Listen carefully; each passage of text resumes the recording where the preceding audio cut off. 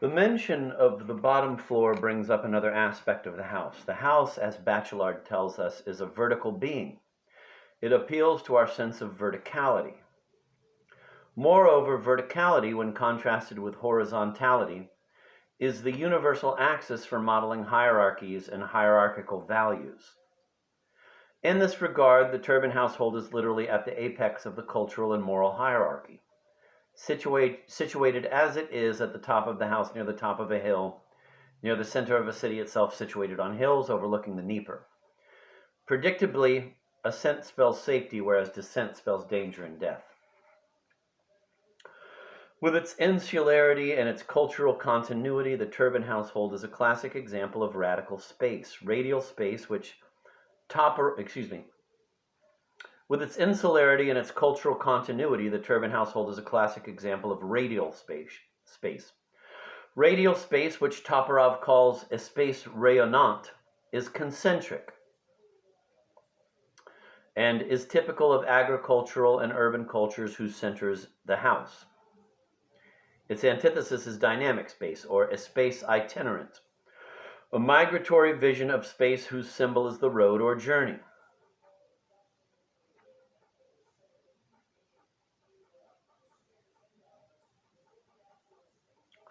Returning again to Lotman's analysis of the Old World landowners, we find that an exact analogy can be made between the circular topography of their estate and the topography of Bulgakov's novel. The Old World landowner's estate is surrounded first by a ring of outlying peasant huts,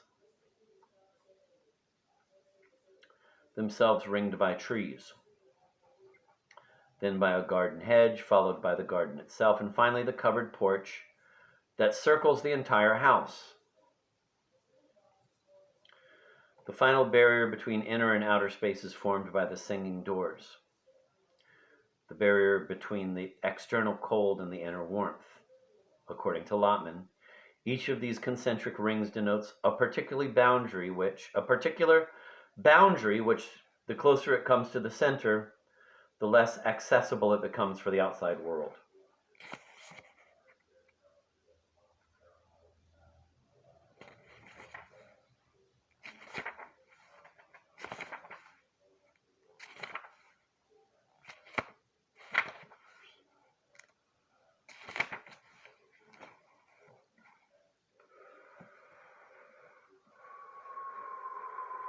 The Turbin's apartment is likewise the center of a universe that is ringed by the circumference of the hill, itself ringed by the city of Kiev, which is described in a series of concentric rings formed by terraced hillsides that expand infinitely until they reach the sea.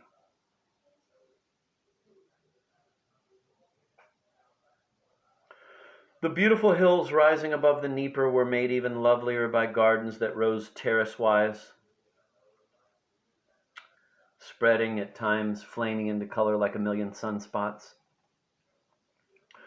At others, basking in the perpetual gentle twilight of the imperial gardens, the terrifying drop over the escarpment, quite unprotected by the ancient, rotting black beams of the parapet. The sheer hillsides, lashed by snowstorms, fell away to the distant terraces below, which in turn spread further and wider, merging into the tree-lined embankments that curved along the bank of the great river. Away and away wound the dark river like a ribbon of forged steel into the haze, further than the eye could see even from the city's highest eminence, on to the Dnieper rapids, to the Zaporizhian Sech, to the Chersonese, to the far distant sea. What is striking is the extent to which Bulgakov identifies with the inner space, which Lotman defines as archetypally female. The house, with its attributes, bed, stove, and warmth, in general a closed and habitable space, is conceived of as the female world in chivalrous and epic tales.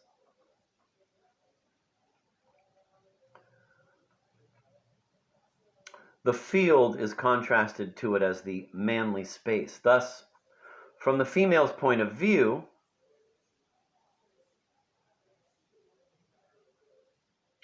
E, external unbounded space, is the field. But from the man's point of view, it is the house.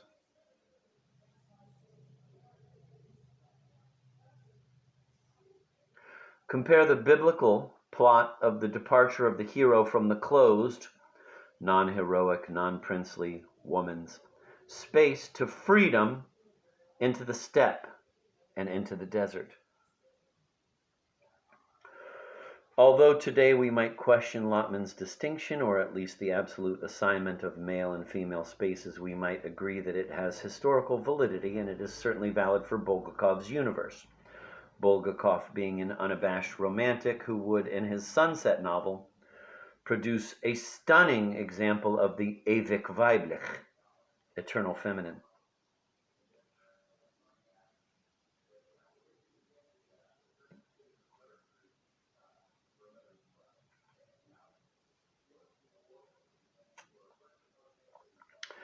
It is also true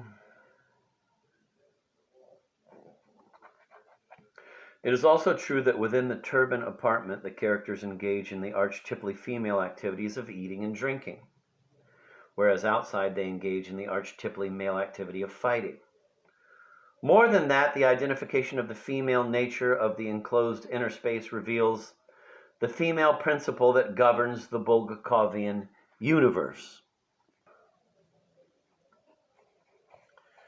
It is commonly acknowledged that Bulgakov wrote The White Guard for his mother, and the mother image is omnipresent.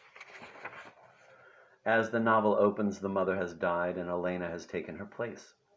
Elena occupies the mother's former room, which is inhabited by a wonder-working icon of the Mother of God. Just as the apartment is the heart of the novel's topographical space, Elena is the heart of its cultural space. Only Elena can provide the starched white tablecloths, the roses,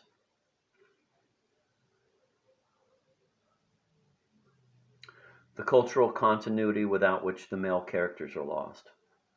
The brothers are so dependent on her that they resent the intrusion of her husband, Talberg, into their inner sanctum, and not only because of his foreign blood.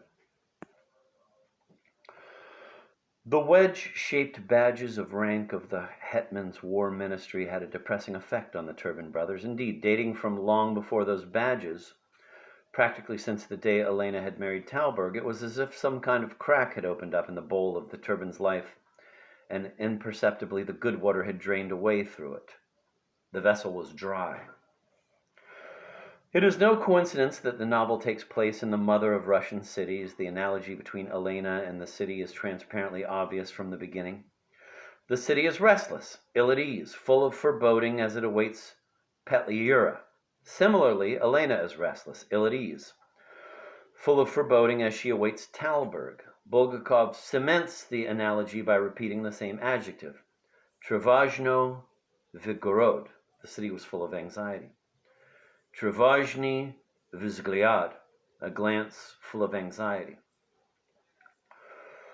Symptomatic emblem that life in the city has gone awry is the invasion of the definitive female space, Madame Anjou's, significantly located in the heart of the city by the male element. The colonel was seated at a little desk in a low, green, very feminine armchair on a kind of raised platform in the front of the shop. Pieces of blue cardboard, hat boxes labeled Madame Anjou, Ladies' Millinery, rose behind him, shutting out some of the light from the dusty window hung with lacy tulle. Innumerable people with gold artillery badges milled around the colonel.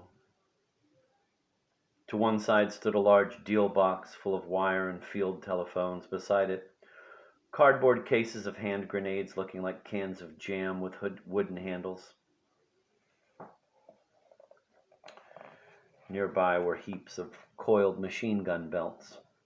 On the colonel's left was a treadle sewing machine, while the snout of a machine gun protruded beside his right leg.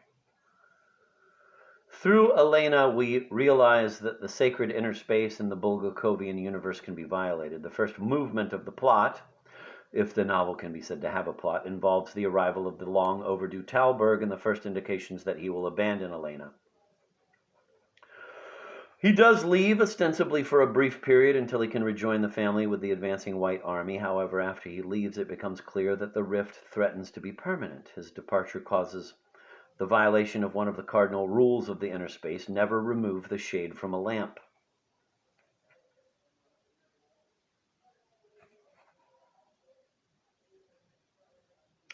More important, there has been a breach in the innermost wall, and this breach is conveyed by clothing, perhaps the single most important artifact in Bulgakov's universe, second only to food. Quote, "Oh my God, what am I saying? Sergei, what am I saying about you? Suddenly we're cut off. He's gone, and here am I." "My husband," she said with a sigh, and began to unbutton her negligee. "My husband." Immediately after this passage, Alexei begins dreaming of the city, once again equating the threat to Elena with the threat to the city, which is in imminent danger of being abandoned by the Germans. The close identification of Elena with the city of Kiev allows Bulgakov to digress for a moment from the poetics of the hearth to invoke the poetics of the elements of, The close identification of Elena with the city of Kiev allows Bulgakov to digress for a moment from the poetics of the hearth to invoke the poetics of the elements and of invasion.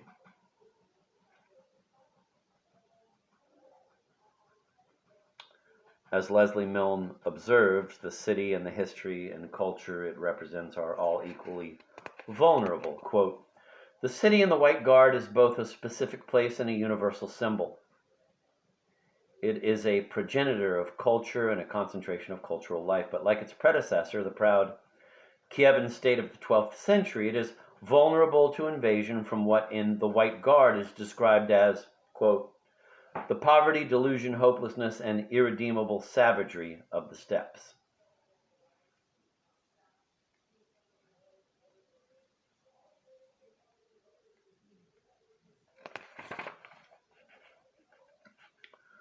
The symbolic breach in Elena's defenses becomes final when the threat of death actually invades the sacred inner space. The severely wounded Alexei is helped into the Turbin's apartment by the mysterious Julia Rice and is laid on the couch.